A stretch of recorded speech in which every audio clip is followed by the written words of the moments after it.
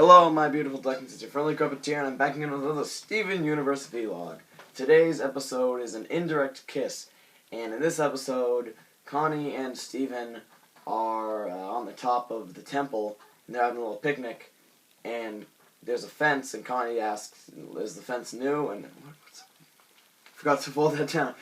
Connie asks if the fence is new, and Steven, he explains the story why the fence is there, because Amethyst was fooling around, and she fell off the side of the cliff and fell into a rock, and, you know, gems can survive a whole bunch of stuff. Well, the crystal gems can survive a whole bunch of, you know, beatings and stuff, but if their gem gets cracked, then apparently, then that's, like, what really hurts them, like, that's when their bodies start, you know, glitching out, kinda. So, that happens to Amethyst when she falls off the cliff, and the only way that they can fix her is that Rose Quartz, Steven's mom, in her gem, she had these special crying powers that could heal anything, kind of like a phoenix from Harry Potter. And so Steven tries to cry on Amethyst's gem, but when it doesn't work, they go to the sacred temple-ish thing of Rose Quartz, full of tears, and they try to fix it. And it's all overgrown with all kinds of thorns and bramble and bush. So they cut it down. Garnet and Pearl go off to find a way to make the fountain work, because it isn't working when they get there. And Steven and Amethyst stay at the temple. And Steven, what does he do? He does a whole bunch of stuff, and he's like, "Oh, Amethyst, don't die. I'll never let go," or, you know, stuff like that. And he starts to cry, and then the fountain starts to fill up again with water. Now, can you hear that? I hope that's a telemarketer.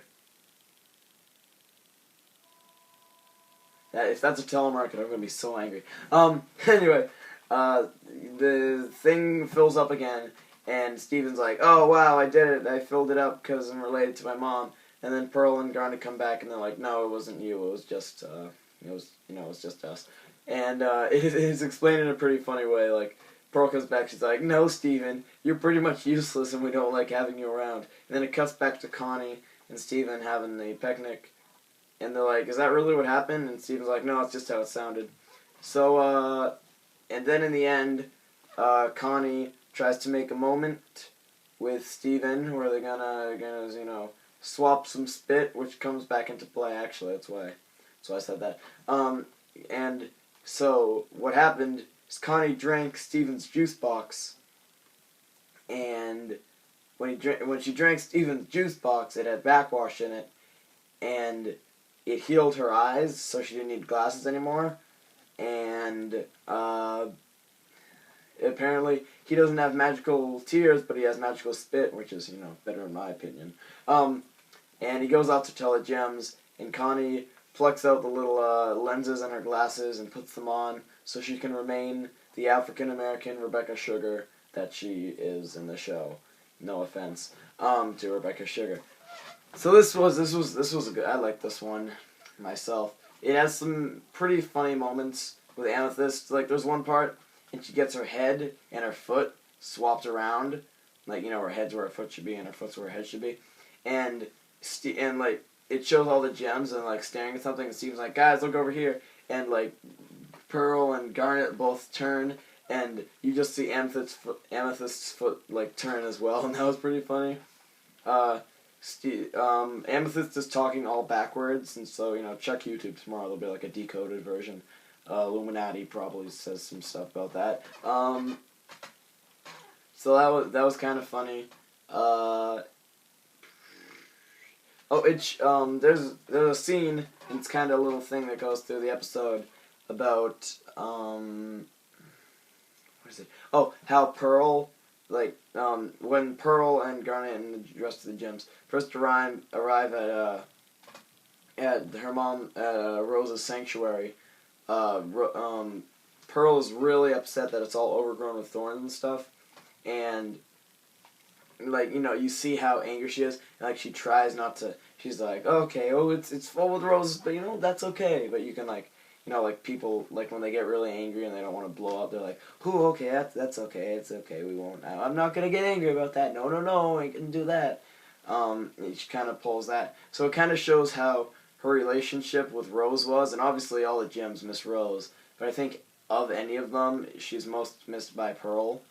And of course, in the end, it's called an indirect kiss because technically they kissed, I guess, because Connie drank Steven's spit, so it counts as. I think that's why it's called indirect kiss. I can't think any other reason.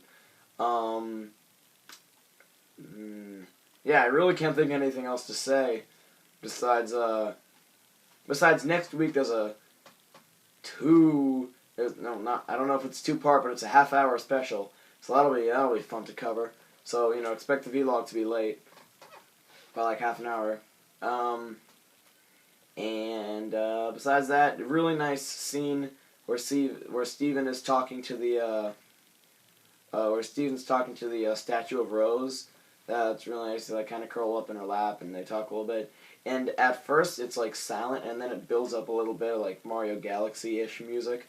Why does this show remind me so much of Mario Galaxy? But kind of builds up a little bit, and it's a really nice moment. Besides that, nothing really else to say. Before I leave, as I mentioned in my last vlog, I went to I was going to be at Granite Con the following weekend, which is now the past weekend, and I'd show you guys anything I got at Granite Con. And while I did get a whole bunch of like artwork and stuff, it's all already hung up around my house and my room and stuff. So I'd have to pick up the camera, go do a house tour. I wouldn't want to do that, but there's one thing I do want to brag about. This is good. So as you remember, a long time ago I did a review of my Gur pop figure, which is a Hot Topic exclusive. They don't make them anymore, all that fun stuff that makes them super rare. Well, I took him to Granite Con with me, and I got him signed by Ricky Simmons, who is the voice actor for Gur, and Richard Harvitz, who is the voice actor for Zim. And that is their actual signatures. I have a picture of me with them.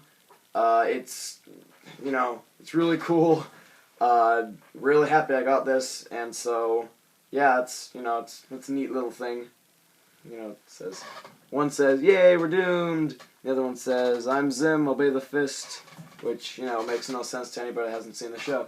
But besides that, hope you enjoyed the vlog. I'll see you next week. Why don't you go tickle that subscribe button with your chin bone, forehead, and maybe that like button too.